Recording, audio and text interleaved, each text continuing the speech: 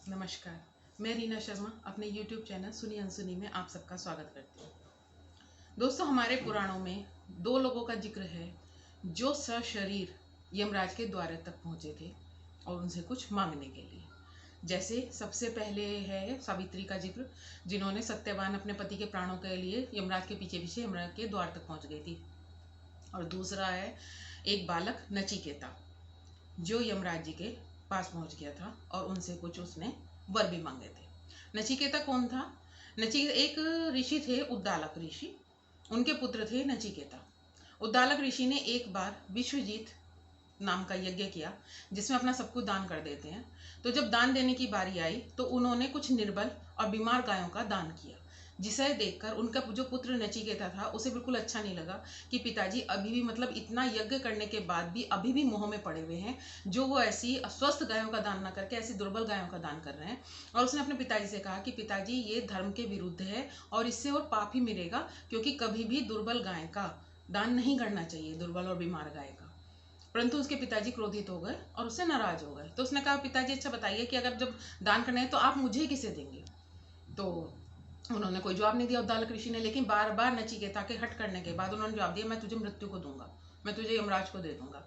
तो उन्होंने उनके वचन को सत्य करने के लिए यमराज के पास चल दिए और यमराज के द्वार पे मृत्यु लोक में पहुंच गए नचिकेता। वहां पर जब द्वारपाल ने बताया कि यमराज जी तो किसी काम से बाहर गए हुए हैं, तो नचिकेता वहीं द्वार पर ही बैठ गए और भूखे प्यासे 3 दिन तक यमराज का इंतजार करते रहे। यमराज जी जब आए तो उन्होंने उनसे पूछा, बालक से, भी तू यहाँ क्यों आया, क्या है? तो उसने, बालक ने बताया कि मेरे पिताजी ने मुझे आपको दान कर दिया है, तो मैं आपके पास आया हूँ। तो उन्होंने उसकी प्रीत भक्ति देख के और उसको जो 3 दिन तक वो दृढ़ निश्चय से भूखा प्यासा उनके दरवाजे पर उनका इंतजार करता रहा, उससे 3 वर मांगने के लिए कहा।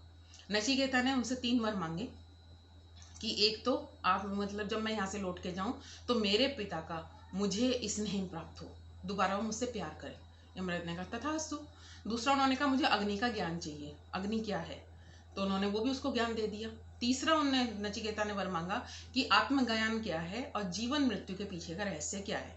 तो ये बात तो कोई भी जीवित मनुष्य नहीं जान सकता कि आत्मा कहाँ जाती है, आत्मा क्या है, आत्मा मरने के बाद क्या होता है।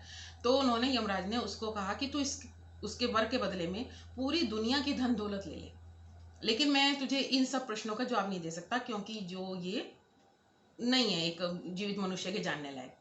तो लेकिन नचिकेता तो जिद्दी थे। उन्होंने कहा, नहीं, मुझे जानना है। उनका, तुझे क्या जानना है? उसने कहा, मुझे यही जानना है कि आत्मज्ञान क्या है और कैसे प्राप्त होता है, और जीवन क्या है, ब्रह्म क्या है, मृत्यु क्या है, सब जानना है।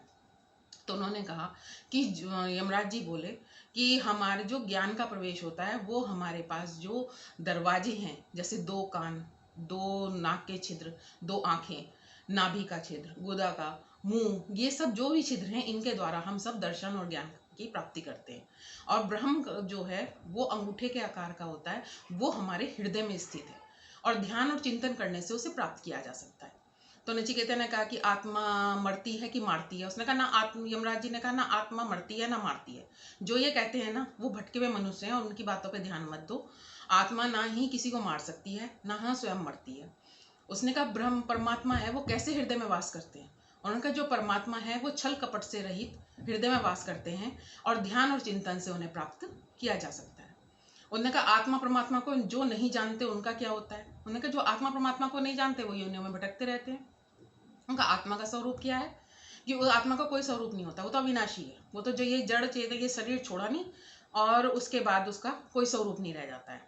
जब तक इस चोले के अंदर है तभी तक वो दिखाई देती है, उसके बाद अनंत अविनाशी है।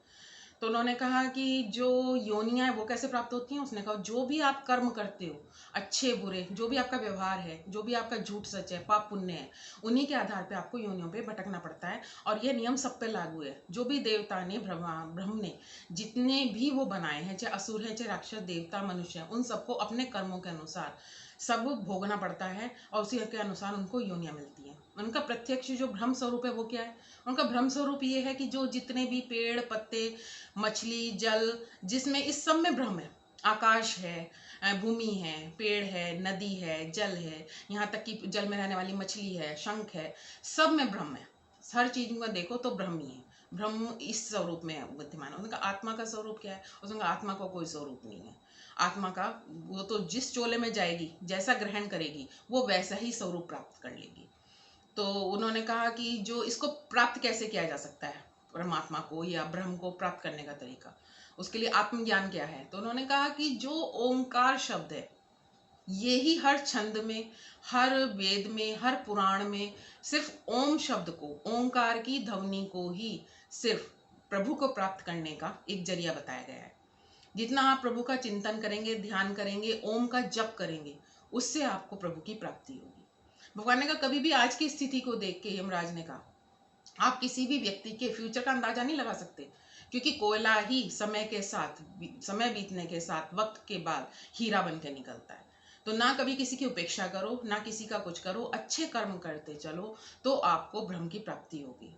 तो उनसे आत्मज्ञान लेकर नचिकेता संतुष्ट हुए, और उनकी वजह से दुनिया को पता चला कि जन्म मृत्यु क्या है, आत्मा का क्या होता है, ब्रह्म क्या है, प्रत्यक्ष में क्या है, सब चीज़ों का जितना। तो वो ये मेन घूम फिर के बात वही आती है कि हमें कर्म अच्छे करने चाहिए, और हमेशा अच्छा व्यवहार करना चाहिए, छल कपट नहीं करना चाहिए। और पूछा था परमात्मा कैसे हृदय वास करता है कि छल कपट नहीं होना चाहिए।